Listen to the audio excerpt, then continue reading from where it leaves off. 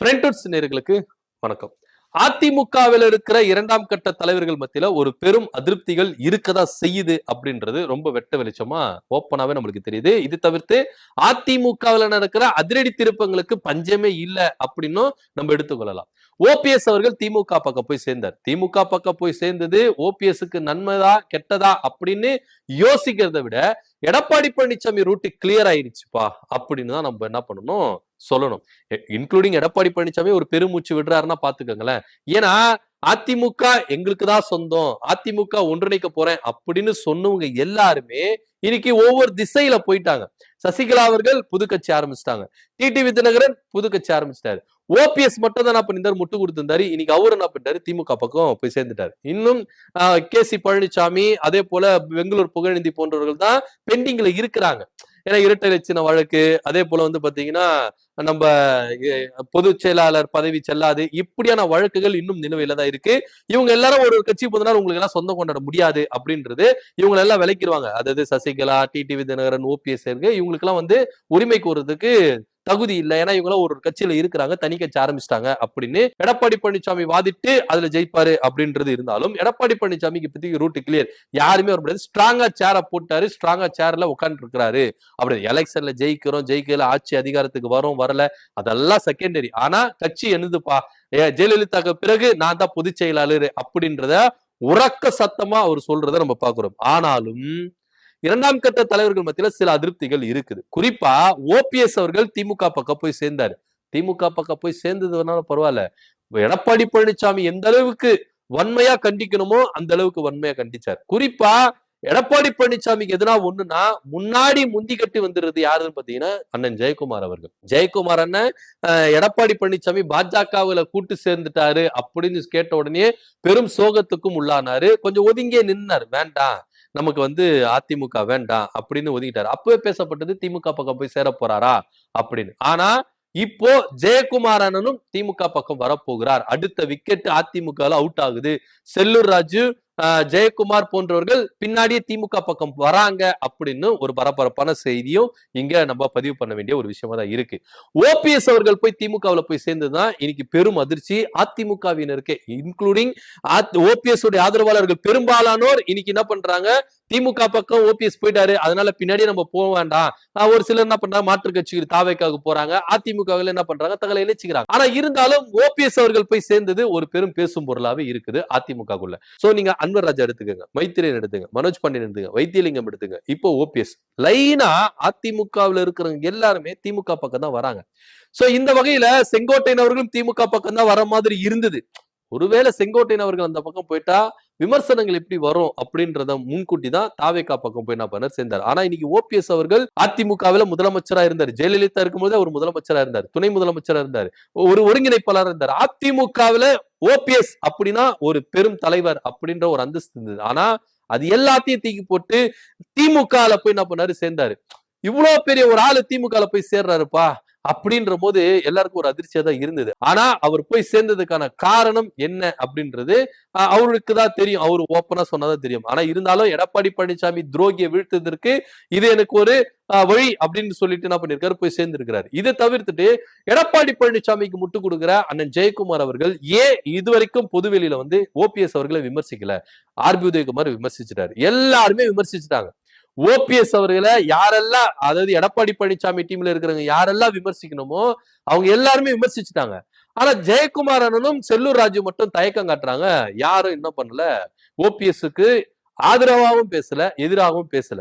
இப்போ எங்க பொதுச் செயலாளரை தரகுறவா பேசிட்டாங்களேன்னு சொல்லிட்டு முந்தி அடிச்சுக்கிட்டு வந்து பேட்டி கொடுத்து கடுமையான விமர்சனங்களை முன்வைக்கிறதுல அண்ணன் ஜெயக்குமார் அவர்கள் கை தேர்ந்தவர். அதிமுகவுக்கு ஒண்ணுன்னா அவரு சும்மாலாம் இருக்க மாட்டாரு, இறங்கி வந்து அடிப்பாரு ஜெயக்குமாரன். அந்த அளவுக்கு விமர்சனங்களை காட்டமா வைப்பாரு.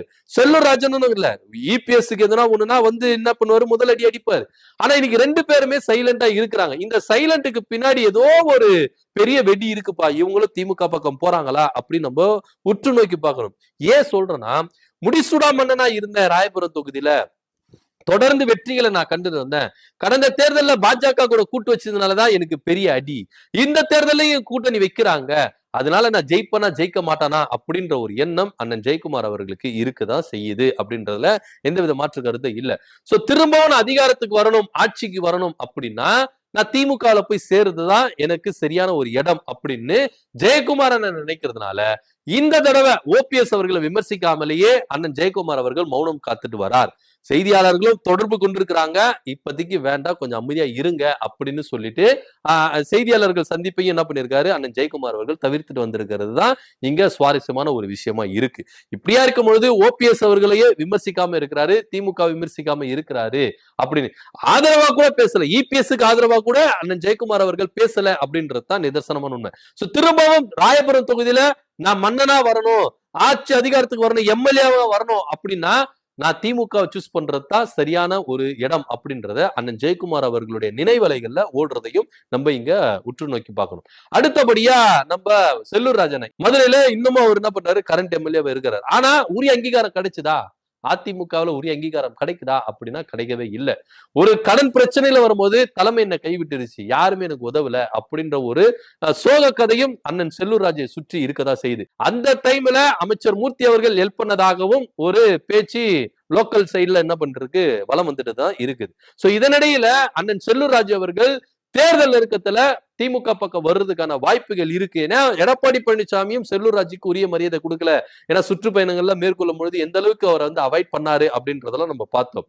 இப்படியா இருக்கும் பொழுது செல்லூர் ராஜ் என்ற தொகுதியை பாஜக ரொம்ப விரும்புறதுனால ஒருவேளை செல்லூர் ராஜ் என்ற தொகுதியை புடுங்கி பாஜக பக்கம் கொடுக்கறதுல எடப்பாடி பழனிசாமி தயங்க மாட்டார் அப்படின்ற ஒரு அச்சமும் செல்லூர் ராஜ் மத்தியில இருக்கிறதுனால செல்லூர் ராஜ் அண்ணாவும் என்ன பண்ணுவாரு, திமுக பக்கம் தான் வருவாரு. ஏன்னா இதே ஓபிஎஸ் அண்ணனுக்கு வரிஞ்சு கட்டின்னு வந்தவர்தான் நம்ம செல்லூர் ராஜ். ஏன்னா செய்தியாளர் சந்திப்புல ஓபிஎஸ் ஓட பரிதாப நிலை ஏங்க அவரை பத்தி எல்லாம் விமர்சிக்காதீங்க, அவர் அதிமுக தலைவருங்க, அவருக்குன்னு ஒரு அங்கீகாரம் இருக்கு, அவரை பத்தி எல்லாம் விமர்சிக்க ரொம்ப சப்போர்ட் பண்ணவர் செல்லூர் ராஜன்.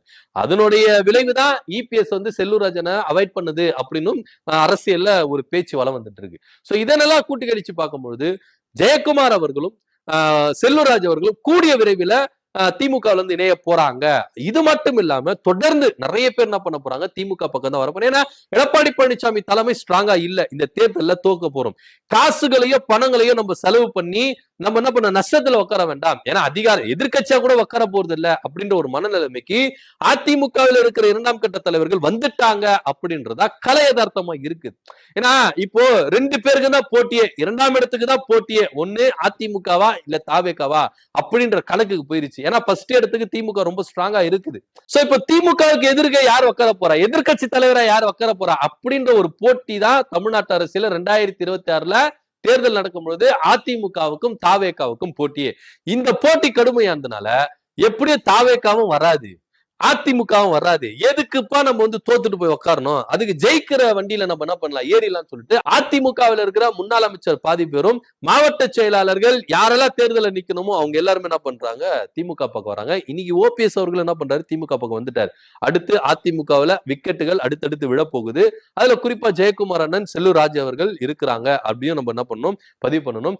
அதிமுகவில் நின்னா நம்மளுக்கு தோல்வி கன்ஃபார்ம் அப்படின்றத அவங்களே என்ன பண்றாங்க உறுதிப்படுத்தாங்க. காசு செலவு பண்ண முடியாது, தேர்தலுக்கு காசு செலவு பண்றதுல எங்கிட்ட காசு இல்ல, சொந்த காசு போட்டு செலவு பண்ணி நிக்கிறதுக்கும் தயங்குறாங்க, தலைமையும் காசு தரமாட்டேங்குது. இப்படியா இருக்கும் பொழுது எப்படி தேர்தலை சந்திப்பாங்க அப்படின்ற ஒரு அச்சம் வேட்பாளர்கள் மத்தியிலும் இருக்கதான் செய்யுது. கூட்டி கழிச்சு பார்த்தா அதிமுகவில் அண்ணன் ஜெயக்குமார் அவர்கள் செல்லூர் ராஜ் அவர்கள் திமுக பக்கம் வரப்போறதா ஒரு பேச்சு அடிபட்டு இருக்கு. இதை பத்தி கருத்து என்ன அப்படின்னு கீழே கமெண்ட் பண்ணுங்க. நன்றி, வணக்கம்.